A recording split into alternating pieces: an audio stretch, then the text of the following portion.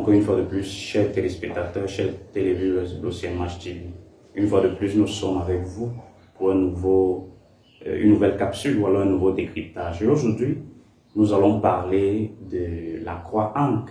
Parce que beaucoup d'Africains, beaucoup d'Égyptiens, beaucoup de tous ceux qui veulent faire le retour sur se posent la question et ont cette croix comme identité première.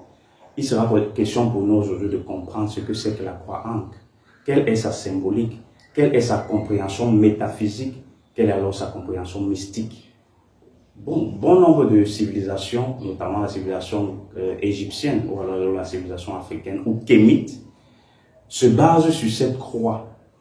Nous devons voir que la croix a, je peux dire, 2 points.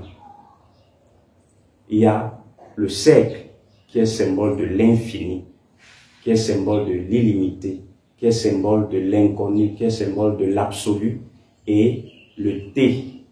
La croix Ankh a 2 formes, donc le cercle et le T. Et cela renvoie donc à la divinité, la dualité, le bien, le mal et le neutre. L'énergie positive, l'énergie négative et l'énergie neutre. Cela renvoie à l'homme, la femme et à la progéniture. Cela renvoie au yin, au yang et au tao. Donc cela veut dire que ça renvoie donc à la trinité, les 3 énergies-là, l'énergie triune.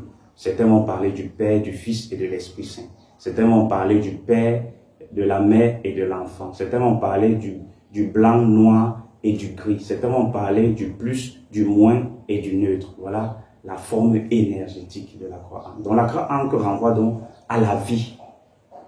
C'est aussi symbole des trompes. C'est symbole de la matrice de la femme. C'est symbole de la vie. Et nous savons que la matrice de la femme renferme, c'est dans cette matrice, c'est dans l'utérus que est renfermé le capital de vie, ou alors le capital générationnel, génétique. Vous allez voir que la croix Ankh a aussi la forme des ovaires, cette forme circulaire et le T. Donc cela renvoie aussi à l'union entre l'homme et la femme. Et cette union entre l'homme et la femme qui crée dans la vie. Parce que lorsque l'homme et la femme vont s'unir, ils vont créer dans la progéniture, ils auront des enfants, ils auront des fruits.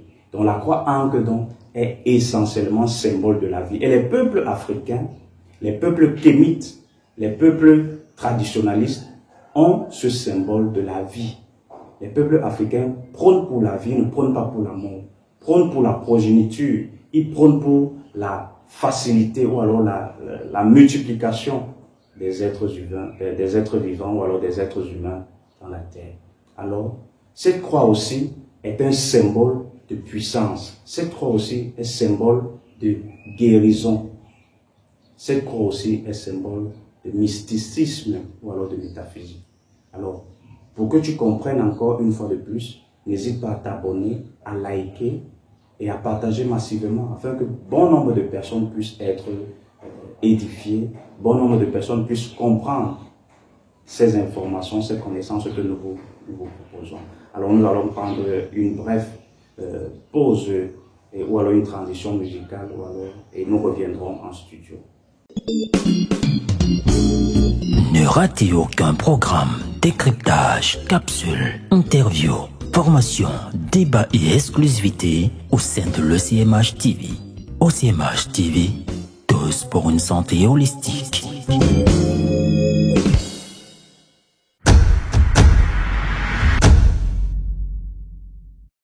Après avoir pris cette transition, cette pause de quelques minutes, nous revenons à vous parler de la croix Ankh. Tu dois savoir que la croix Ankh a un symbole de vie, est un symbole de vie, est un symbole de régénération. C'est un symbole de mysticisme pour l'être, pas seulement pour l'Africain, mais pour tout être humain. Parce que la vie passe par l'union de l'homme et de la femme. La vie passe par l'union du yin et du yang. La vie passe par l'union du bien et du mal. Alors, s'il n'y a pas cette combinaison, s'il n'y a pas cette mutualisation d'énergie, ou alors cette mutualisation énergétique, il n'y a pas la vie. Alors, la question que je vais te poser, est-ce que tu es une personne qui prône pour la vie ou alors qui prône pour la mort? n'hésite pas à, si tu as besoin d'un accompagnement, si tu as besoin encore d'avoir plus d'informations, n'hésite pas à contacter ces numéros qui s'affichent au bas de l'écran, notamment uniquement des messages WhatsApp. Et là, on pourra encore te donner plus ample d'informations concernant cette croix. Comment utiliser la croix Ankh pour sa réalisation? Comment utiliser la croix Ankh pour développer ses projets? Comment utiliser la croix Ankh pour atteindre la prospérité? Comment utiliser la croix Ankh pour chasser toute énergie négative? Pourquoi? Parce que la croix Ankh est essentiellement la vie. La croix Ankh est essentiellement pureté. La croix Ankh est essentiellement protection. Alors, comment tu voudrais les utiliser? N'hésite pas à contacter les numéros au bas de l'écran et là, on pourra te donner un accompagnement. Je vous remercie.